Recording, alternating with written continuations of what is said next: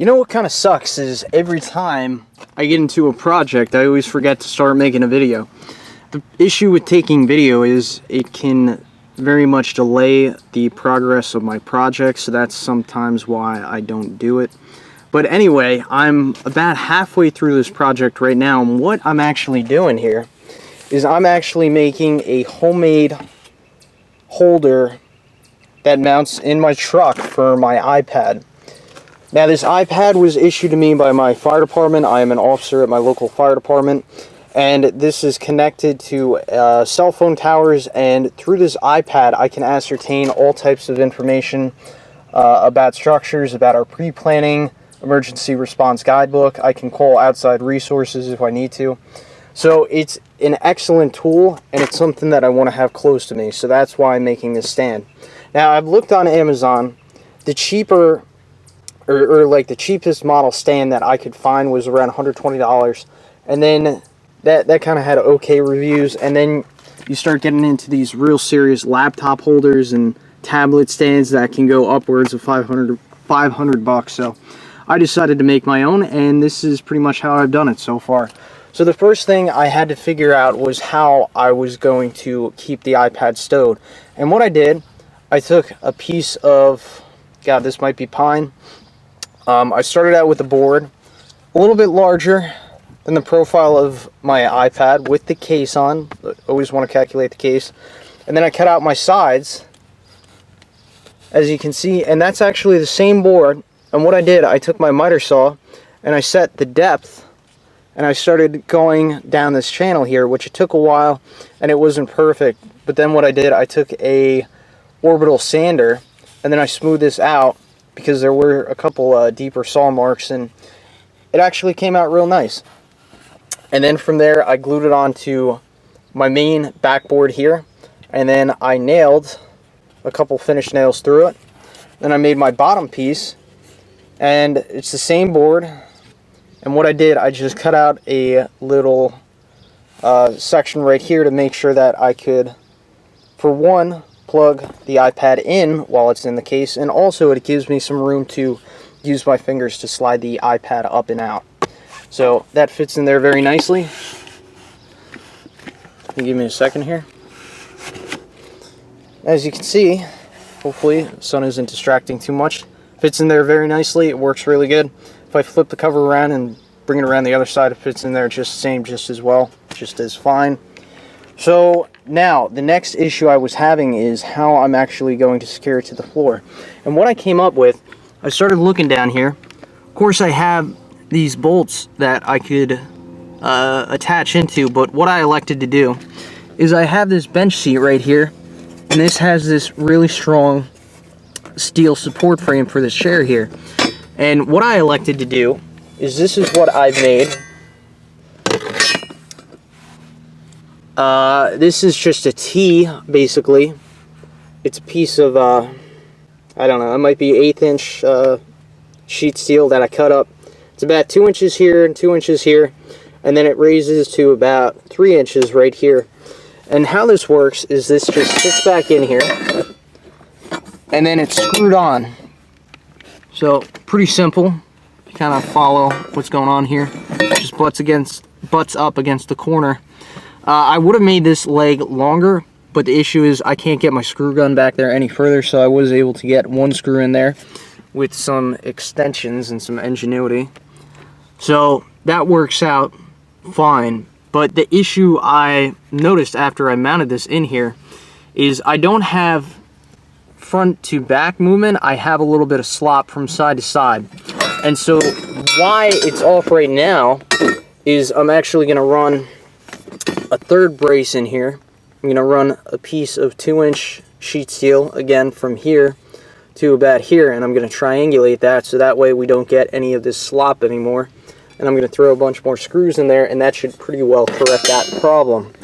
Now, here's the cool part about the way I've designed this mount, is when I have this iPad installed, it's going to take up a lot of room in the center bench seat, so if I ever need to carry a third passenger, I wanted a way that I could remove it. And so the cool thing about this mount is what I have done is I've welded 3 sides I actually took this material, you'll understand in a minute, I cut it down the center. I put one piece on one side, one piece on another side, and again a piece of this sheet steel on top. And I welded it all together, and then I ground it down. I know I don't have the best video skills here. I couldn't grind this inside weld down too well because I didn't have the right type of grinding disc, but no big deal, nobody's ever going to see that anyway. So now you have a channel where this steel can slide right in, and how this works now is it slides right in there. As you can see, I was playing around with the angles and the bending here. I've done it on both sides, and I like this one better. So I heated this section up with an oxyacetylene. I know I'm kind of jumping around. Heated it up with an oxyacetylene torch, and I bent it into the shape that I wanted it to go in.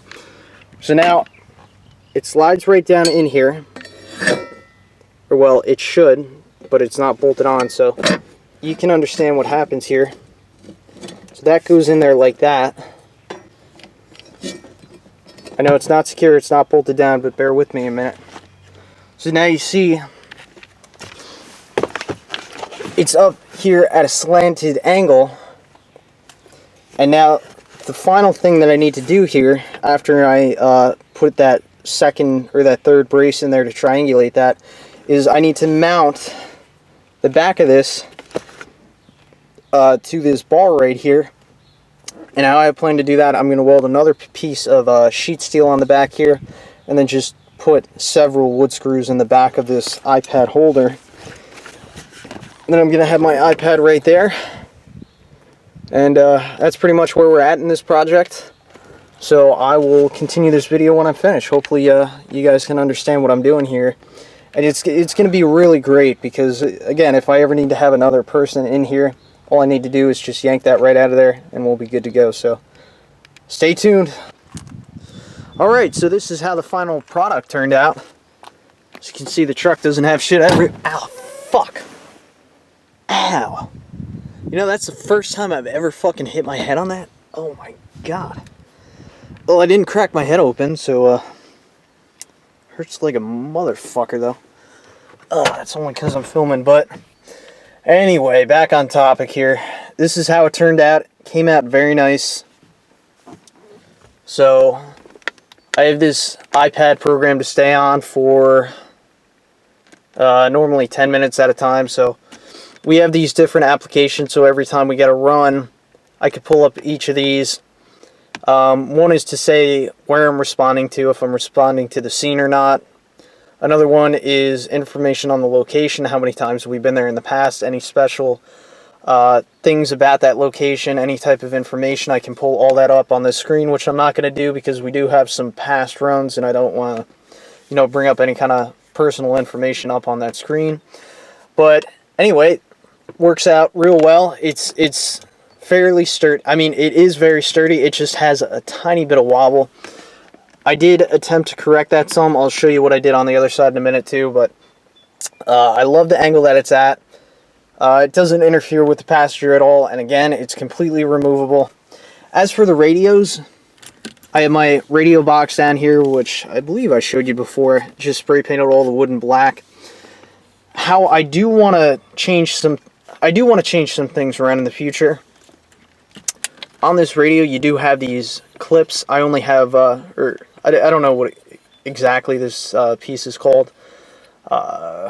Mic clip, maybe. Well, this is the actual clip, but you know what I'm talking about, this round thing. It'll normally slide into a holder. I only have one of these on this mic. I need to buy one for the other mic too, and then I want to buy those two receiving brackets, and then I want to be able to put my mics right here and right here.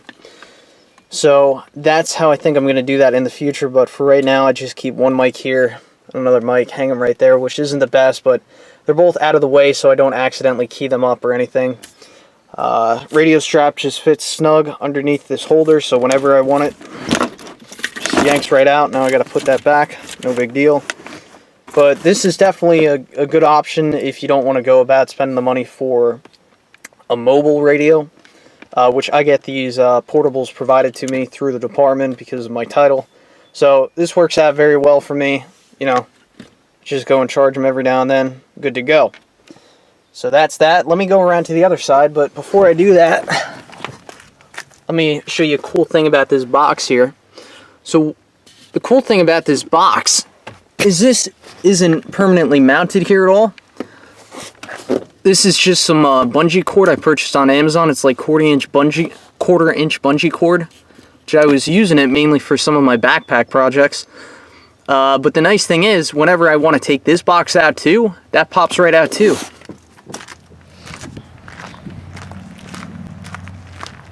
So I think this is actually a better option than some of the things you could purchase online because of how easily removable this whole system is.